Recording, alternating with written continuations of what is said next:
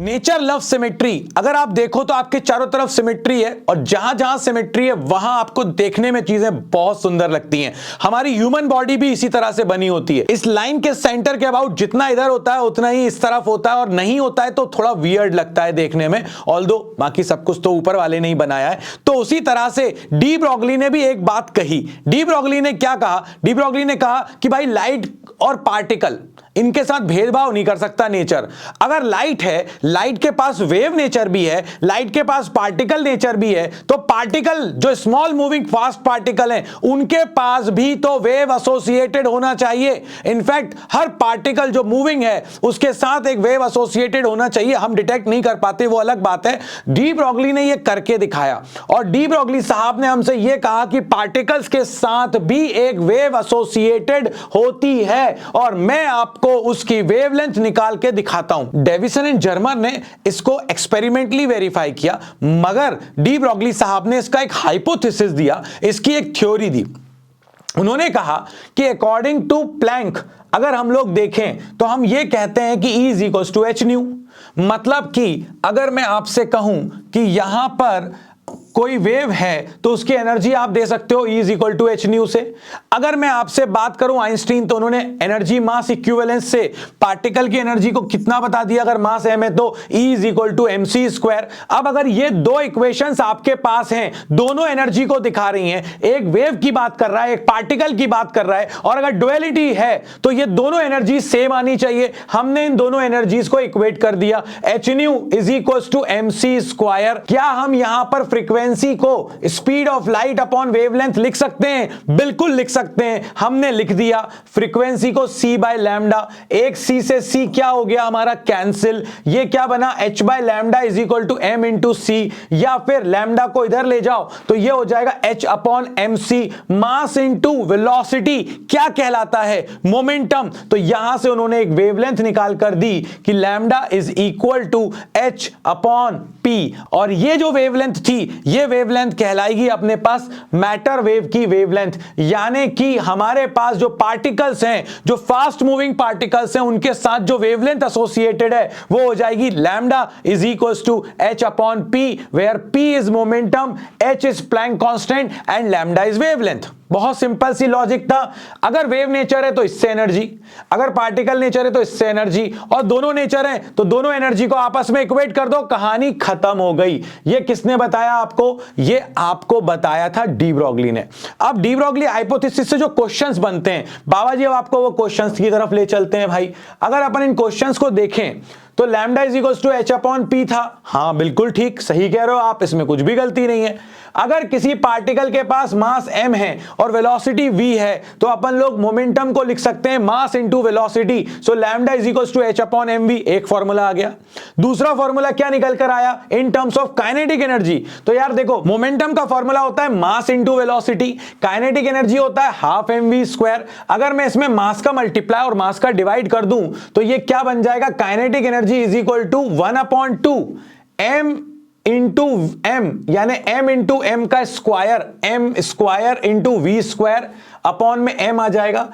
m into we का जो square हो जाएगा ये होल स्क्वायर बन जाएगा, तो ये 2 इधर चला जाएगा तो ये हो जाएगा 2mk is equal to mv का होल स्क्वायर, यानी कि मोमेंटम का स्क्वायर। यानी मोमेंटम अगर अपन देखें तो ये आ जाएगा 2mk is equal to p square, तो मोमेंटम आ जाएगा अंडर रूट 2mk।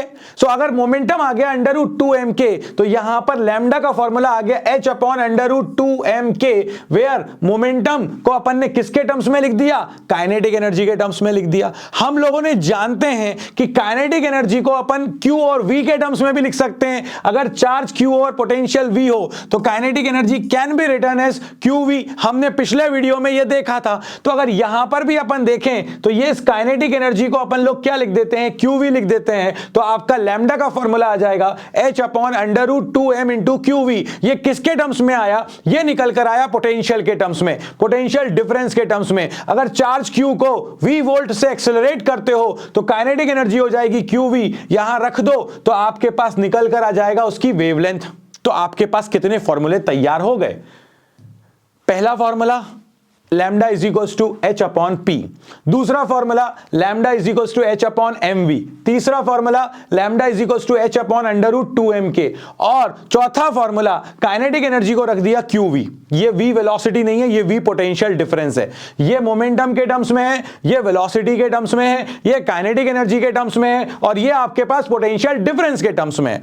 अब अगर आगे अपन देखें तो अपन से बोले जाएंगे कि ग्राफ बनाकर दिखाओ। एक स्लाइड दिखाऊंगा आपको, सारे ग्राफ क्लियर हो जाएंगे। यहां पर अपने पास जो दिया हुआ था अपन को, वो दिया हुआ है कि मुझे लैम्डा और पी के बीच में ग्राफ बनाना है। क्या lambda is inversely proportional to p है? Yes, it is inversely proportional. Graph will be a rectangular hyperbola.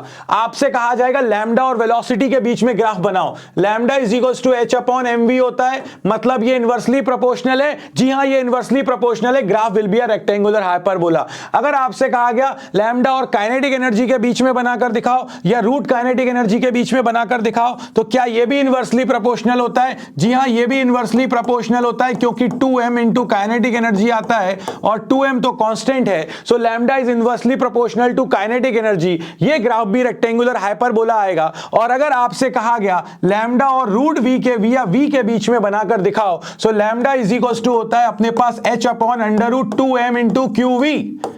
Q constant, M constant, 2 constant, so lambda is equals to h upon under root 2m q v, यानी lambda is inversely proportional to v।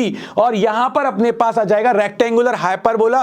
कहानी खत्म, पैसा हजम। और दूसरी variety बताऊं graph की, वहां से भी क्वेश्चंस बनते हैं अपन को, और वो अपन से क्या कहता है? वो अपन से ये कहता है कि अगर मैं लैम्डा और 1 अपॉन p के बीच में ग्राफ बनाऊं, मतलब कि मुझे यहां पर जो ग्राफ बनाना है वो ग्राफ P के साथ नहीं बनाना, 1 अपॉन P के साथ बनाना है। अगर 1 अपॉन P के साथ बनाना है तो ग्राफ कैसा बनेगा? So that will be equals to lambda, ठीक है भैया, is equals to h into 1 upon P।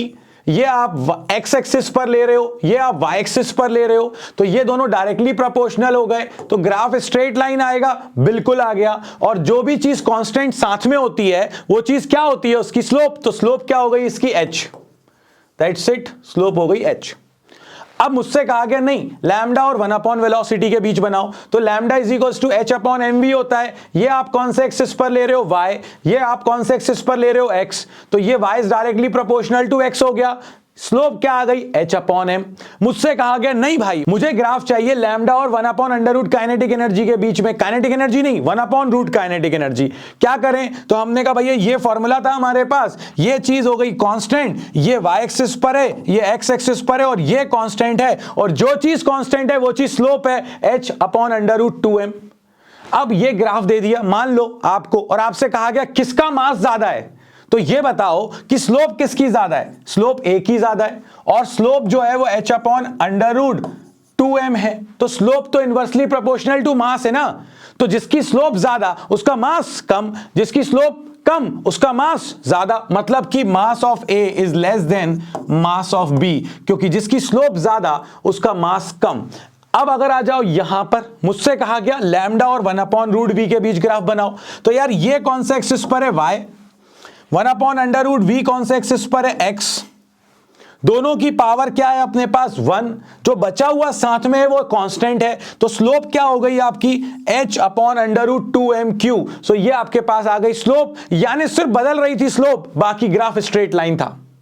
So lambda के साथ अगर मोमेंटम का ग्राफ बनता है तो rectangular hyperbola, but 1 upon momentum के साथ बनता है तो वो स्ट्रेट लाइन बनता है। दो ही वैरायटी है, या तो रेक्टेंगुलर हाइपरबोला जाएगा या फिर स्ट्रेट लाइन जाएगा। दोनों की वैरायटी मैंने आपको बता दी छोटे से वीडियो के अंदर, मतलब 10 मिनट के अंदर पूरा डी-ब्रॉगली खत्म, एक क्वेश्चन भी खत्म। इसी टाइप के क्वेश्चन एग्जाम में आएंगे। मिलते हैं नेक्स्ट वीडियो में। लाइक शेयर सब्सक्राइब करना गलती से भी मत भूलना।